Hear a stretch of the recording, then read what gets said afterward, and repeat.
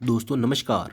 आप सभी का बहुत बहुत स्वागत है एग्री मस्ती यूट्यूब चैनल पे। और दोस्तों, आज का ये video lecture BSc agriculture third semester farm machinery and power subject का है। और दोस्तों, आज के इस वीडियो लेक्चर में हम लोग इन्हीं तीनों टॉपिक को कवर करेंगे। जैसे होता है फ्यूल सप्लाई सिस्टम, ईंधन आपूर्ति जिसको हिंदी में कहा जाता है, शीतलन प्रणाली यानी कूलिंग सिस्टम, और तीसरा और आखिरी हम लोग का टॉपिक रहेगा स्नेहन प्रणाली जिसको इंग्लिश में लिब्रिकेंट सिस्टम कहा जाता है। दोस्तों, मैं आप लोगों को बता दूं कि इस वीडियो लेक्चर का पीडीएफ फ्री में प्राप्त करने के लिए आप लोग टेलीग्राम चैनल ज्वाइन कर लीजिए। टेलीग्राम का लिंक आपको कमेंट बॉक्स में पिन किए हुए मिल जाएगा या फिर आपको डिस्क्रिप्शन में भी मिल जाएगा। दोस्तों, मैं वीडियो में आगे बढ़ूँ उससे पहले आप लोगों से रिक्वेस्ट करता हूँ कि अगर आप इस चैनल पर पहली बार विजिट किए हैं तो इस चैनल को सब्सक्राइब कर लें ताकि आपको इसी तरह के वीडियो लगातार मिलता रहे, और वीडियो को लाइक जरूर कर दीजिएगा। अब चलते हैं अपने टॉपिक पर सीधे। दोस्तों, ये रहा आज का टॉपिक, और मैं आप लोगों को बताऊंगा जैसे कि आपको थंबनेल पे भी लिखा हुआ दिखा दिया था, जो फ्यूल सप्लाई सिस्टम होता है उसको समझाऊंगा। तो सबसे पहले समझते हैं डीजल इंजन में ईंधन आपूर्ति प्रणाली, क्योंकि इस टॉपिक से बार बार प्रश्नों को पूछा जाता है। तो आई होप इस बार भी पूछा जाएगा, तो आप लोग ध्यान दीजिएगा यहाँ पे बिल्कुल। अब मैं आपको पढ़ के सुनाता हूँ। एक सिलेंडर इंजन में डीजल एक सिलेंडर डीजल इंजन में ईंधन आपूर्ति के निम्न भाग होते हैं, और कौन कौन से भाग होते हैं इसको पूछा जा सकता है कि ईंधन आपूर्ति प्रणाली में कौन कौन से भाग होते हैं। तो आपको लिखना होगा जो मैं आपको बता रहा हूँ। फ्यूल टैंक सबसे पहला क्या होता है, टंकी में आप तेल डालेंगे तभी तो आगे का काम होगा। और फ्यूल टैंक ये क्या होता है, इसमें फ्यूल भरा जाता है जैसा कि सब लोग जानते हैं। और 2 नंबर पे आता है टोटी।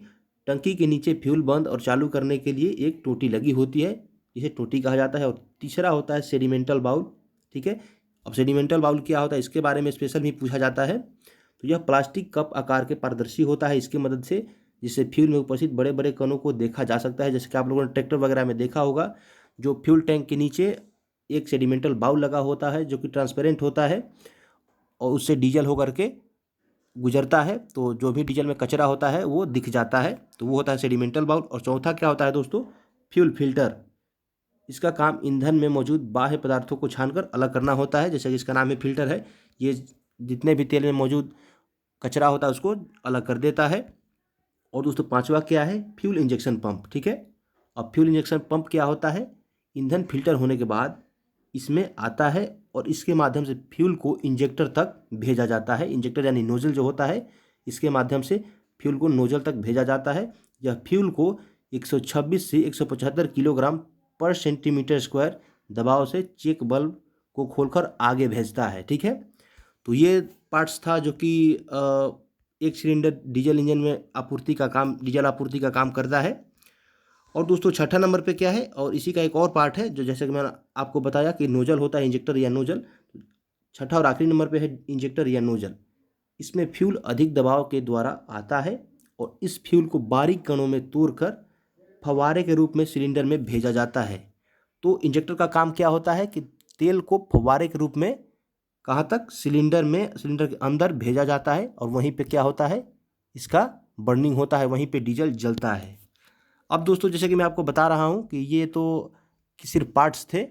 ठीक है, ये सिर्फ पार्ट का मैंने आपको नाम बताया, जैसे हुआ टंकी वगैरह। अब आगे बताता हूँ आपको शीतलन प्रणाली। ठीक है, यानी कूलिंग सिस्टम। जैसे आपने देखा होगा डीजल इंजन, ट्रैक्टर वगैरह, जनरेटर वगैरह में रेडिएटर लगा होता है, और मोटरसाइकिल वगैरह में आप लोग देखे होंगे तो जो इंजन होता है उसमें फिन्स टाइप के कटे हुए होते हैं, तो वो होते हैं कूलिंग सिस्टम। अब कूलिंग सिस्टम को हम लोग विधिवत रूप से सीखेंगे, समझेंगे, ताकि हम लोग परीक्षा में इस प्रश्न को सोल्व कर पाएँ, क्योंकि इससे बार बार प्रश्न पूछा जाता है। आई होप इस बार भी पूछा ही जाएगा। और हाँ दोस्तों, बता दूं, जिन छात्रों का इसका पीडीएफ चाहिए, इस सब्जेक्ट का पीडीएफ आपको बिल्कुल फ्री में मिलेगा, लेकिन उसके लिए आपको टेलीग्राम चैनल ज्वाइन करना होगा। टेलीग्राम चैनल का लिंक आपको डिस्क्रिप्शन और कमेंट बॉक्स में पिन किए हुए मिल जाएगा। अब समझते हैं कूलिंग सिस्टम यानी शीतलन प्रणाली को। अब समझते हैं बारीकी से। इंजन के सिलेंडर में दहन के समय तापक्रम 500 डिग्री सेंटीग्रेड से 700 डिग्री सेंटीग्रेड तक पहुंच जाता है।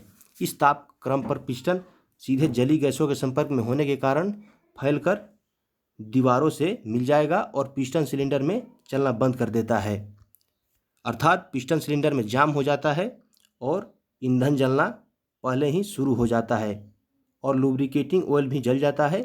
इसके लिए इंजन को ठंडा करना अति आवश्यक होता है। अब दोस्तों, मैं आपको इस चीज़ को आपके भाषा में समझाता हूँ। जैसे डीजल इंजन चलता है तो क्या होता है कि बहुत ज़्यादा गर्म हो जाता है और गर्म होने पे चीज़ फैलने लगती है, तो वो फैल करके क्या होती है, पूरा का पूरा पिस्टन सिलेंडर में जाम हो जाता है, जिसके लिए ठंडा करना आवश्यक होता है इंजन को।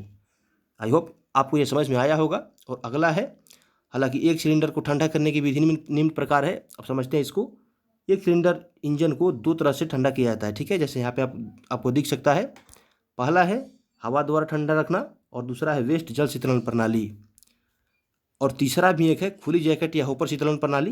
हालांकि इसका यूज बहुत कम ही होता है, लेकिन मुख्य रूप से इसका इन दोनों का यूज होता है, जैसे हवा द्वारा ठंडा रखना और वेस्ट जल शीतलन प्रणाली। जैसे कि आप लोगों ने देखा होगा पंप सेट वगैरह में ये होता है जल शीतलन प्रणाली, और हवा द्वारा शीतलन प्रणाली ये होता है मोटरसाइकिल वगैरह के इंजनों में। अब देखते हैं लुब्रिकेटिंग सिस्टम, या जिसको हिंदी में स्नेहन प्रणाली कहा जाता है। तो सबसे पहले देखिए, मैं आपको पढ़ के बता देता हूँ, इसके बाद आपको आपके भाषा में समझाऊंगा। इंजन में जब एक घूमने वाले भाग दूसरे घूमने वाले भाग से रगड़ कर चलता है तो दोनों के बीच घर्षण होता है। घर्षण इंजन के भागों में घिसावट करके ऊष्मा पैदा करती है और बाद में ये भाग टूट भी जाते हैं। इस प्रकार के भागों को घूमने के लिए अधिक शक्ति की आवश्यकता होती है।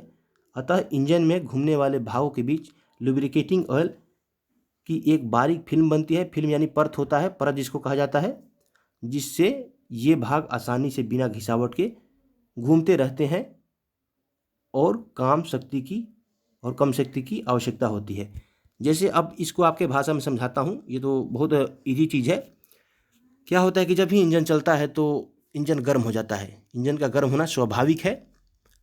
और ये लुब्रिकेटिंग सिस्टम या स्नेहन प्रणाली क्या काम करता है, जैसे जब दो पार्ट्स चलता है तो आपस में रगड़ता है, और अगर रगड़े हुए भाग में हम लोग मोबिल वगैरह डालते हैं तो क्या होता है कि वहाँ पर फ्रिक्शन कम होता है, जिसके चलते इंजन को कम पावर लगाना पड़ता है। तो ये होता है लुब्रिकेशन सिस्टम का काम, जो कि इंजन के शक्ति को बढ़ाता है और घिसावट को कम करता है। ये वीडियो लेक्चर यहीं समाप्त होता है। मिलते हैं फिर अगली वीडियो में, तब तक के लिए धन्यवाद।